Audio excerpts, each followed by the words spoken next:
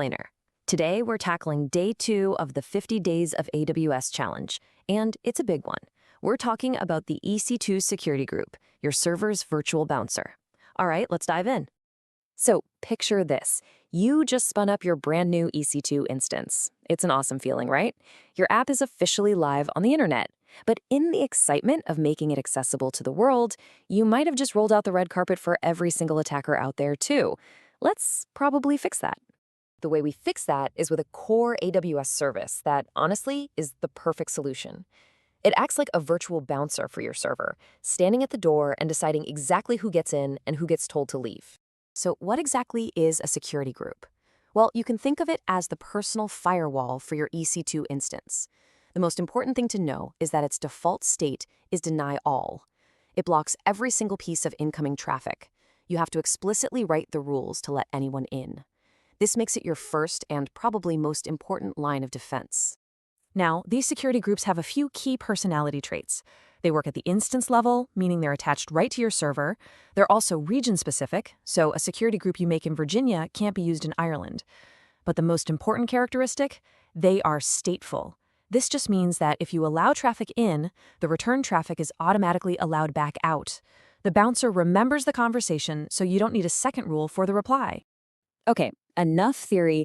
Let's get our hands dirty and walk through exactly how this was done in the Day 2 challenge. The process itself is actually pretty simple. Over in the US East 1 region, you just head to the EC2 console, find security groups, and create a new one. We'll call it xfusion-sg. Then you add 2 rules for incoming traffic, one for HTTP on port 80 and one for SSH on port 22. And for both, the source is 0.0.0.0/0, which is just a fancy way of saying from anywhere on the entire internet. And voila, here's what we end up with.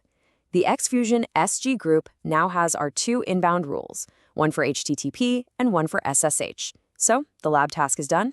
Check. But now for the real question. Is this setup something you'd ever want to use in production? All right, let's take off our I'm just following a tutorial hat and put on our cloud engineer hat. It's time to actually analyze these rules and decide if they're safe for the real world. Let's break this down rule by rule. That HTTP rule, it's totally fine. You're running a public website. You want it to be accessible from anywhere. But that SSH rule, whoa, that is a massive security risk. Allowing SSH access from 0.0.0.0/0 is like hanging a neon sign on your server's management port that says, "Attack me," to every automated bot on the internet. This is a critical mistake we have to avoid. And, that dangerous SSH rule isn't just a bad idea.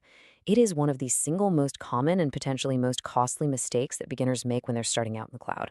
And here's the wild part. The feature itself is free. Using a security group costs you exactly $0. But the cost of making one tiny mistake, like leaving that SSH port wide open, can be absolutely enormous. We're talking data breaches, hijacked servers, and waking up to a crazy bill from attackers who used your resources to mine crypto.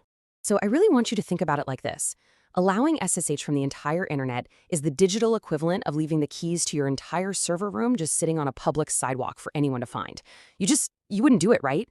The right way is to always restrict SSH access to a specific IP address that you trust, like your office or your home network. Okay, to make sure all of this really sticks, let's wrap up with a quick final checklist, a couple of interview-style questions, and the key takeaways you need to remember. First question for you.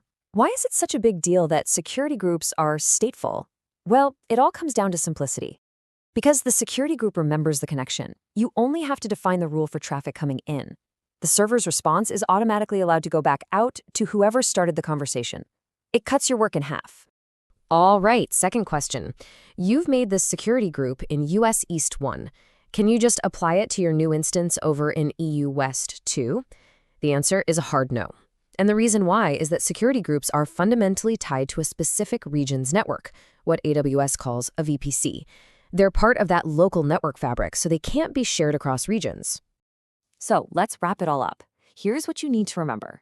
Security groups are your virtual firewalls. You have to explicitly allow traffic in.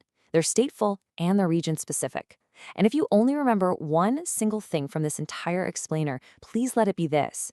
Never, ever expose management ports like SSH or RDP to the whole internet in a production environment. Seriously. So there you have it. You've now mastered your server's virtual bouncer.